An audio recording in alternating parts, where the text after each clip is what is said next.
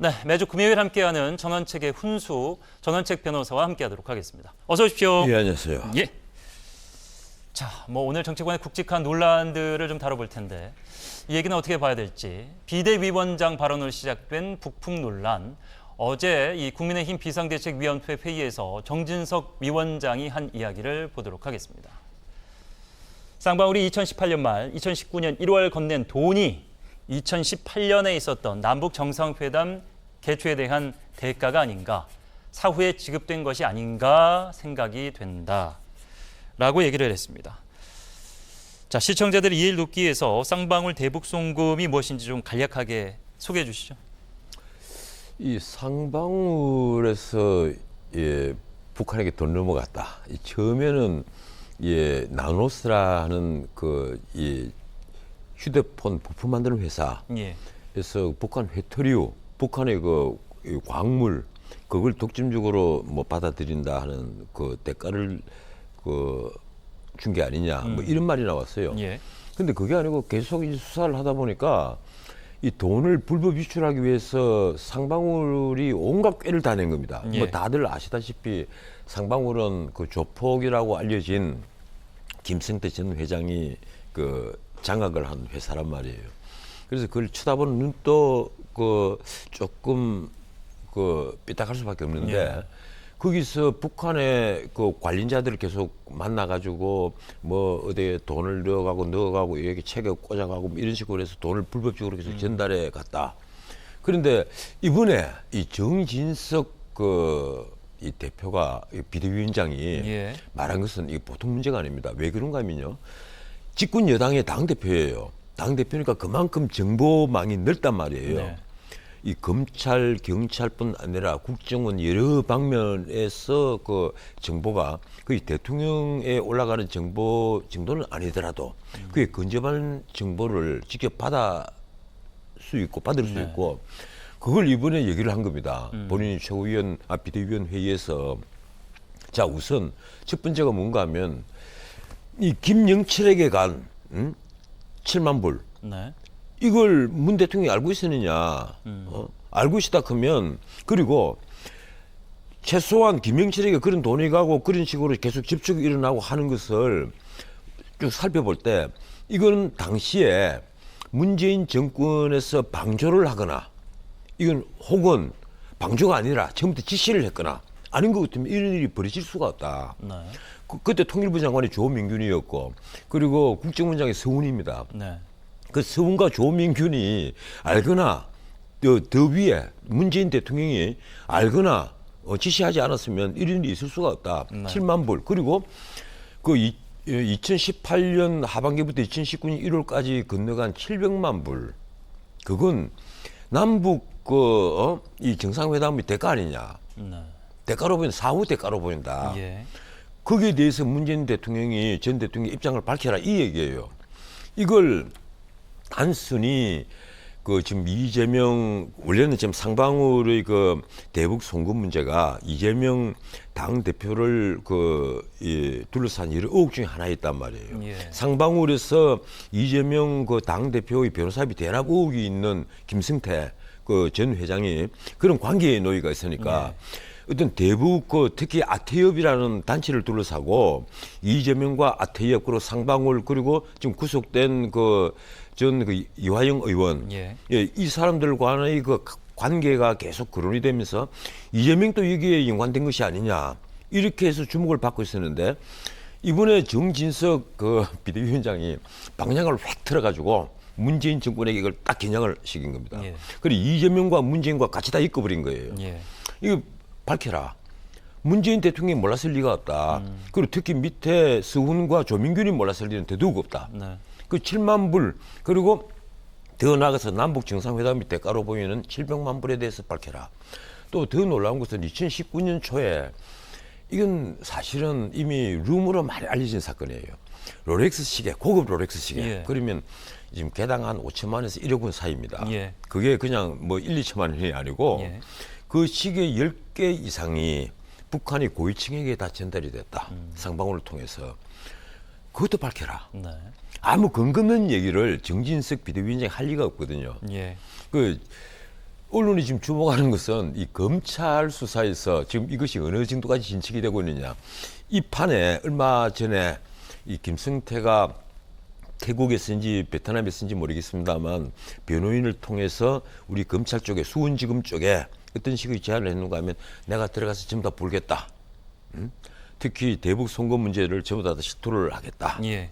과정을 다 밝히겠다. 예. 다만 상방울만은 좀 살려달라. 뭐 주가 조작 문제라든가 이런 걸 다 수사를 다 하고 있으니까 상방울 그룹을 없애겠다.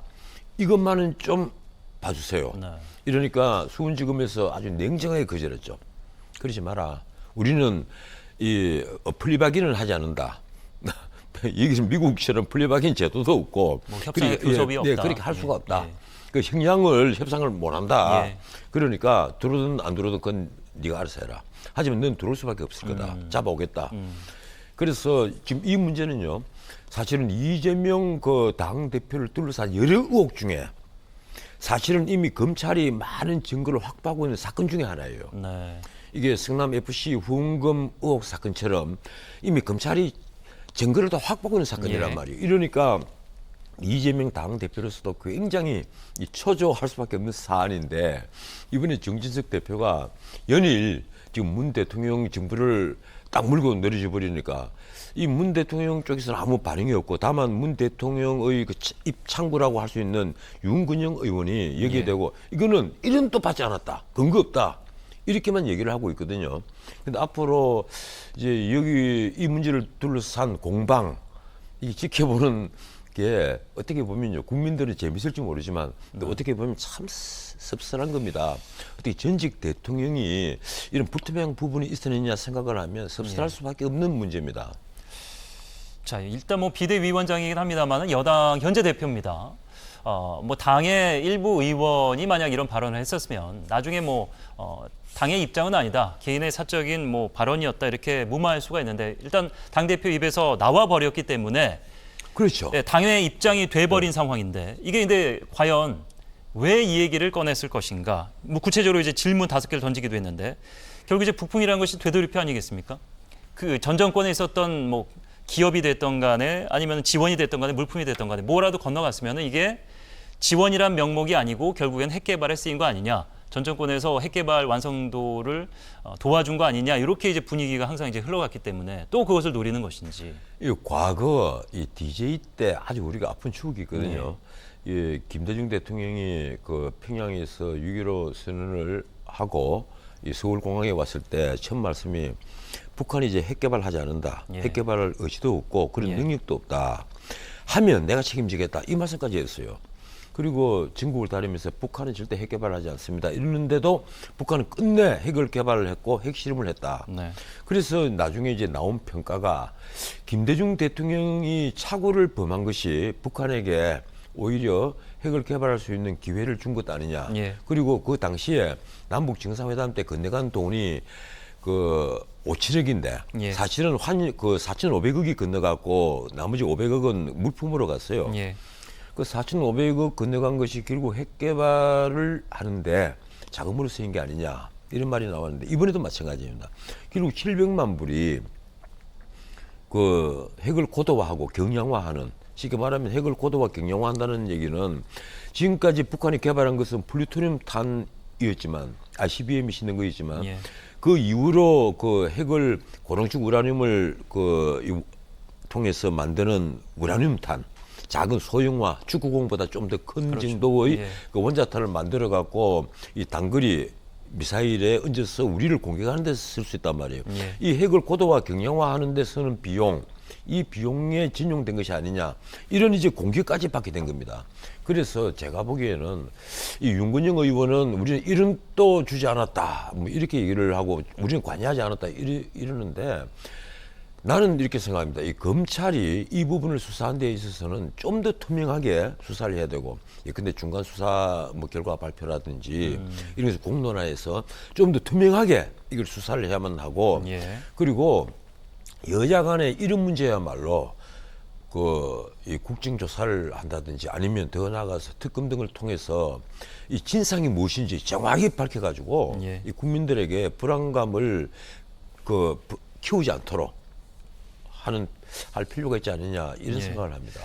쌍방울 대북 송금 이야기로 불거진 이 이야기가 윤 의원이 이제 말씀하신 대로 이제 일원도 준 적이 없고 정진석 대표는 찌라시 공장이고 외교적인 책임을 질 수 있느냐까지 이제 싸움으로 번졌는데 과거에 이제 대북 공작원이었던 흑금성 사건과 관련이 있다. 친형이 뭐 또 새로운 얘기를 꺼냈습니다. 이제 사과를 요구하는데 참 국민들이 알아야 될 게 맞습니다. 또 이건 무슨 일이었습니까? 이게 그 과거에 이제 그런 일이 있었죠. 흑금성 사건이라는 게 역시 이제 그 남북 간에 그 오고 간 이 쉽게 말하면 우리 쪽 정보 요원이면서 북한 쪽 정보 요원 이중 간첩 아니냐 뭐 이런 예. 그 논란까지도 있었고 한데 어떻든 그 정진석의 친형이 60만 불을 들고 북한에 전달했다. 네. 이런 말이 나중에 후문이 돌았어요. 예. 여기에 대해서 어떤 진상 결과가 또 이렇게 언론에 보도된 적이 없습니다. 또 정진석 의원이 여기에 대해서 사안에 대해서 정확히 뭐 밝힌 바도 없고. 근데 이번에 아마 문재인 정권에서는 이런 부분을 공유를 했을 겁니다. 그랬으니까 이번에 이 정진석 비대위원장이 이 문제를 걸고 나오니까 과거에 자기 친형이 60만 불 들고 뭐 북한에 뭐 전달해가지고 문제를 일으켰는데 그거와 오히려 관련 있는 거 아니냐 뭐 이런 식의 공격을 한단 말이에요. 예. 제가 보기에는 그건 굉장히 오래된 일이고 그 일은 아닐 것이다. 그리고 하나 확실한 것은요. 이게 비대위원장 명색이 집권여당의 대표입니다. 집권여당의 대표가 공식적으로 기자들에게 이러이러한 말을 할 때는 그만한 근거는 있다고 저는 봅니다. 그런데 정진석 비대위원장도 그렇습니다. 이런 공격을 할 때는 내가 어디서 뭐 무슨 첩보를 받았는데 이렇다고 한다. 수사 결과가 지금 이렇게 나왔다고 한다. 이렇게 좀 더 명확하게 밝혀주는 것이 국민적 의구심을 없애는데 좋지 않을까 이런 네. 생각을 합니다. 자, 민주당 오늘 정진상 실장의 구속 여부가 이제 결정이 되는데 이에 따라서 이재명 대표의 앞날도 험난할 것으로 보이는데 쌍방울 대북 송금 관련해서 이야기가 나오면서 문재인 전 대통령까지 수사하는 거 아니냐. 그럼 이제 민주당 전반에 칼날이 뒤로 거 아니냐라고 하면서 과연 그 사안을 어떻게 볼 것인가. 이게 마치 이제 데자뷰처럼 트라우마라고 볼 수가 있지 않습니까? 노무현 전 대통령이 이제 비슷한 과정을 겪으면서 아픔을 겪었기 때문에 편하게 살고 싶다는 전직 대통령을 또 끌어내서 수사를 이렇게 해야 되느냐라는 국민적인 반감도 있을 것 같은데. 민주당으로 봐서는 뭐 예. 트라우마가 작동할 수도 있겠죠. 예. 그런데 오늘 그 정진상 이분에 대한 그 구속영장 실질심사가 있고 예. 아마 밤늦게 그 결과가 나올 겁니다. 그런데 예. 이건요. 사실은 그 올해 들어와서 이 대통령 선거 다음으로 아주 중요한 사건이 될 가능성이 있습니다. 뭔가 하면 정진상 비대위원장에게 만약에 구속영장이 발부가 되면 그리고 지금까지 나온 증거 이 정진상 씨가 이 남욱 뭐 유동규 이런 사람으로부터 1억 4천만 원을 받았다. 그리고 그 뒤에 김용 유동규 정진상이 예. 한 그룹이 돼서 김만배 남북 일당으로부터 428억 세후 돈입니다. 이게 세금을 다 틀고 나니까 428억 배당을 받기로 약속되어 있다. 그리고 그 일부를 뭐 요구를 했다라든가 뭐 이런 말도 나와요. 네. 여기에 대한 지금 그 영장 실질 심사인데 검찰은 아주 자신만만합니다. 이게 돈이 건너간 여러 가지 흔적들에다 거의 모든 증거를 지금 다 갖추고 있단 말이에요. 예. 김용에 대한 구속영장이 발부될 때도 그 검찰이 온갖 증거를 싹 다 내는데 이번에도 마찬가지입니다. 그리고 문제는 더 큰 데 있는데 뭔가 하면 예. 압수수색 영장에서 드러났다시피 이 정진상에 대해서는 이재명과 정치적 공동체라고 검찰이 못을 딱 박은 거예요. 이 정치적 공동체라는 말은 과거 박근혜 대통령을 수사를 할 때 최서운 씨, 그리고 최순실 씨와 예. 경제 공동체라 그랬잖아요. 그래서 최순실 씨가 뭐 미르를 자기 것으로 할 요량으로 재벌로부터 출연받은 돈을 그걸 하나의 뇌물로 체면을 받단 말이에요. 네. 마찬가지로 이번에 정치적 공동체라고 하는 말은 정진상이 받고 있는 모든 뇌물 사건, 정치자금, 불법 정치자금 사건 이런 사건들이 지금 이재명에게 그대로 옮겨갈 수 있다는 거예요. 정진상 선에서 거부를 하고 아니라고 얘기를 해도 그렇게 증거만 묶여갈 있으면요. 가능성이 증거만 있다는 있으면. 말씀이시죠? 예. 그리고 더 나아가서 이 앞에 똑같은 비슷한 게 하나 있습니다. 예. 성남 FC 후원금 사건 때 이 전 두산건설 대표가 받은 그 공수장 공소장에 보면 정진상, 이재명과 공모하여 이래 돼가 있거든요. 예. 이번에도 구속영장에 역시 보면 성남 FC 후원금 사건에 공모한 그 부분이 역시 기재가 되어 있습니다. 그렇다면 제가 보기에는 이건요, 민주당을 곧장 뿌리를 흔들어 볼 수 있는 사건이에요. 지금 민주당이 사실상 이재명 제1당이 돼가 있지 않습니까? 이재명 당이 되어 있단 말이에요. 그리고 이재명 대표에 대한 사법적 리스크는 그대로 민주당에 대한 사법 리스크가 되어 있습니다. 예. 이재명이 흔들리면 민주당이 흔들려 버리고, 아닌 말로 지난번에 기소가 된 공직선거법 위반, 허위사실 공표 2건 한 거요. 그거 100만 원 이상 벌금 받으면 당장 대선 비용으로 보존받은 434억 원을 그대로 다시 반납을 해야만 합니다. 예. 그 민주당이 과거 한나라당처럼, 박근혜 대통령 때 한나라당처럼 천막 당사로 갈 수밖에 없는, 그리고 당이 해체 직전까지 갈 수밖에 없는 걸로 몰리게 되는 거예요. 그럼 이건 뭘 의미하느냐? 제가 보기로는 이건 야당발 정계 개편이 된다. 오늘 정진상이 구속이 되면 네. 민주당 내부는 심하게 흔들릴 것이고, 예. 결국 야당발 정계 개편이 온다. 그 야당발 정계 개편으로 끝나지 않습니다. 우리나라 정계 개편이라는 것은 야당발 되든 여당발이 되든 한쪽이 무너지면 와장창 다 무너져서 새로운 정계 개편이 올 수가 있는 거예요. 다당제로 가게 됩니까, 그러면? 글쎄, 다당제가 될지 아니면 새로운 문자 그대로 정치성이 뚜렷한 야당과 여당으로 그 양당제가 될지 예. 그건 모르죠. 이합집산이 일어날 것이고, 그리고 거기에서 지금까지는 그 중진으로 활동을 하다가 예. 밀려나는 또 정치인들이 있을 것이고, 네. 아마 앞으로 연말까지 그 엄청난 태풍이 몰아칠 것 같아요. 그 오늘 그 결과가 나올 것으로 저는 보고 있습니다. 예. 이재명 대표의 그 리스크가 이제 현실화된다는 가정하에 이제 말씀해 주신 건데, 그럼 이거는 어떻게 볼 수 있을까요? 저희가 이제 뭐 쌍방울 얘기를 하고 있었으니까 문재인 전 대통령과 관련된 이슈들이 계속해서 검찰에 수사를 하고 문제가 되고 수사까지 가는 상황이 된다면은 이게 이제 물론 이제 이전에 이제 대통령 이전에는 친노무현 문재인이었기 때문에 아직도 지지층이 제법 되지 않습니까? 그렇죠. 그러면은 이게 민주당 내의 결속과 야당 간의 결속으로 이어질 가능성에 대해서는 어떻게 보십니까? 지금 윤석열 대통령은 문재인 대통령이나 이재명 대표에 대한 수사에 대해서 절대 언급하지 않습니다. 네. 왜 그런가 하면 이건 새로운 검찰, 한동훈 그 법무부 장관이 등장을 하고 검찰 인사이동이 있고, 과거와는 완전히 달라진 검찰, 쉽게 말하면 돌아온 그 검객들이 예. 있는 이 검찰이 다 알아서 할 일이다. 실제 이 정치 권력이 검찰에 압력을 넣은 그 흔적은 전혀 보이지 않습니다. 아직까지는요. 네. 그래서 대통령실에 있어서는 우리는 전혀 모르는 일이다 하고 손을 회에 내지는데, 당장 이 검찰에서 새로운 그 인사의 수사 라인이 쫙 만들어지고 나서 다시 지금 떠오르고 있는 것 중에 문 대통령이 연관된 사건이 굉장히 많아요. 울산 선거 그 개입 사건, 그것도 지금 재수사를 하고 있거든요. 거기다가 월성문전 1호기 경제성 평가 조작 사건, 이것도 다시 지금 수사 중입니다. 네. 그 수사가 끝나간 것으로 지금 알려지고 있습니다. 예. 거기에다가 이번에 이런 상방울을 통한 대북 700만 불 지원 사건에 문 대통령이 얼마나 알고 있느냐. 이게 지금 정진석 비대위원장 입에서 나왔다는데 우리는 주목하지 않을 수가 없는 거예요. 여당 대표니까. 예. 여당 대표에서 그런 말이 나왔을 때는 검찰에서 문 대통령을 타깃 선상에 얹어놓고 일정 부분 수사를 하고 있다 하는 것으로 볼 수밖에 없습니다. 네. 그래서 앞으로가 더 궁금해지는 겁니다. 예. 자, 야당의 리스크를 살펴봤다면은 어떻게 보면 이번 사안은 여당의 리스크일 수도 있습니다. 윤석열 정부의 언론 탄압 논란 이야기를 해보도록 할 텐데, 동남아 해외 수만 뭐 다 아시는데도 MBC 취재진이 탑승을 못했죠. 이와 관련해서 오늘 아침 도어스태핑 약식 기자회견에서 이야기가 있었습니다. 보고 이야기 나누도록 하겠습니다. 그 특정 언론사의 전용기 탑승 배제를 비롯해서 좀 논란도 있었습니다. 그런 뭐 선택적 언론관이라는 비판도 일부에서 나오고 있는데, 자유롭게 비판하시기를 저는 바라고요. 다만 MBC MBC에 대한 그 전용기 탑승 배제는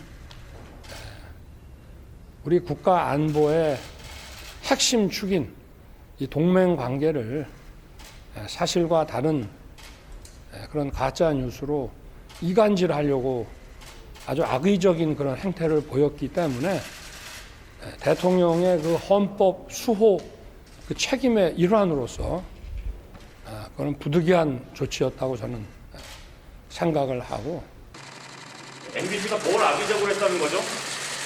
뭐가 악의적이에요?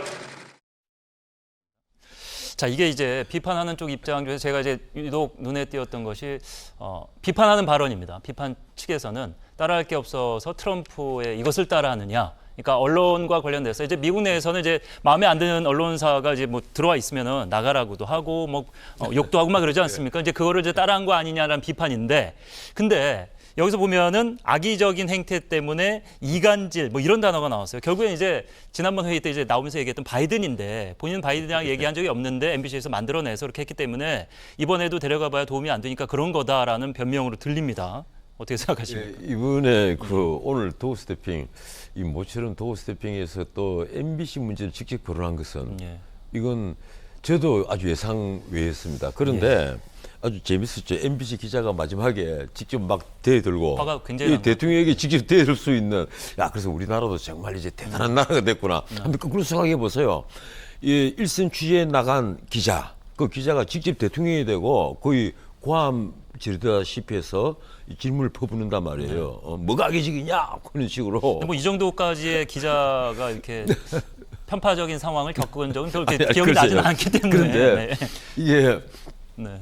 그 윤 대통령 입장에서 오늘 세 가지를 얘기했잖아요.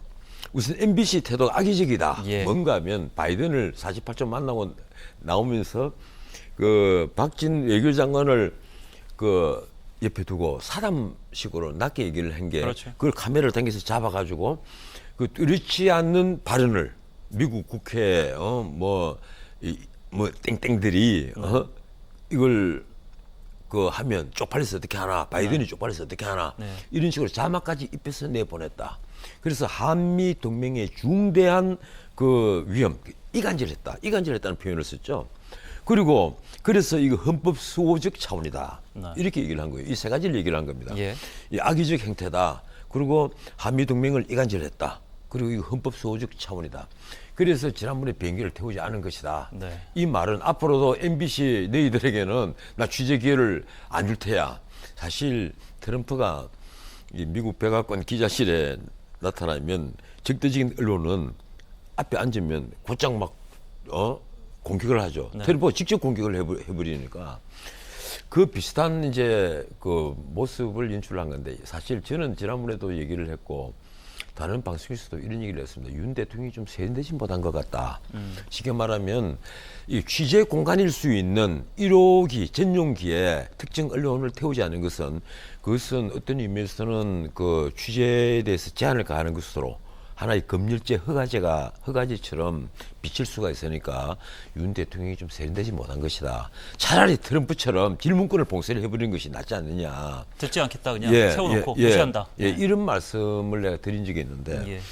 조금 이제 물론 윤 대통령이 그 화가 많이 났으니까 이런 1호기 태우지 말라고 얘기한 것은 윤 대통령 아니면 할 수 없는 일이거든요. 예. 그 밑에서 스태프들이 건의를 해갖고 그런 조치가 나올 가능성은 거의 저는 없다고 봅니다.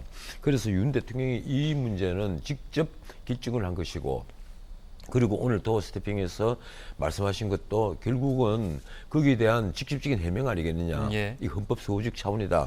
앞으로도 이제 바뀌기 힘든다는 얘기인데 결론은 그렇습니다. MBC 너희들이 이 문제에 대해서는 진실은 내가 더 잘 아니까 예. 이 사과를 하고 그리고 그 관련자들을 최소한 징계 조치를 해라. 예. 그렇지 않으면 나하고는 영원히 거리를 둘 수밖에 없다. 예. 아마 이런 의사 표현으로 보이는데 그래서 앞으로 좀 지켜볼 일입니다. 제 생각은 여전히 좀 윤 대통령이 이럴 때 윤 대통령은 이미 올라갈 때까지 다 올라간 대통령이기 대통령입니다. 때문에 대통령입니다. 일개 한 예. 방송사의 기자를 예, 상대로 그렇습니다. 그렇게 짓을 되느냐 뭐 이런 비판인 제가 거죠. 드리는 말씀인데 예. 좀 세련되게 미운 놈에게 떡 하나 더 준다고 좀 웃으면서 할 수 있는 것도 예. 이렇게 그 날을 세워버리면 이게 메꿀 여지가 없어지거든요. 그래서 조금 이 조심스러운 부분이 보입니다. 자, 이런 상황에서 전혀 도움이 되지 않는 이야기들이 이제 덧대기 때문에 과연 이게 이제 지지율에 어떤 영향을 미칠 것인가도 관심인데 국민의힘 비상대책위원인 김상훈 의원 공개 회의에서 그런 얘기를 했어요. MBC 광고 불매 운동과 관련돼서 이거 하는 거 어떠냐. 그랬더니 뭐 당연히 이제 민주당에서는 사퇴 촉구하고 나섰죠. 고민정 의원이. 뭐 NHK나 유니클로도 아니고 대한민국 방송사 아닙니까? 그래도 역사가 60년, 70년 돼가는 그 준공영 방송이라고까지 알려졌던 MBC를 상대로 불매운동이라는 건 말이 안 되는 얘기예요. 제가 예. 보수 노객 입장에서 예. 한 말씀 드리자면 정말 수준 미달이 철없는 얘기들이에요. 예.